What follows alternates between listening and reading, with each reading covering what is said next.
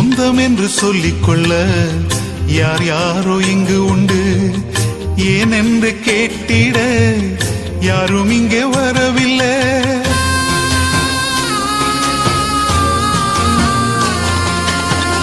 சொந்தம் என்று சொல்லிக்கொள்ள யார் யாரோ இங்கு உண்டு, ஏன் என்று கேட்டிட யாரும் இங்கே வரவில்லை.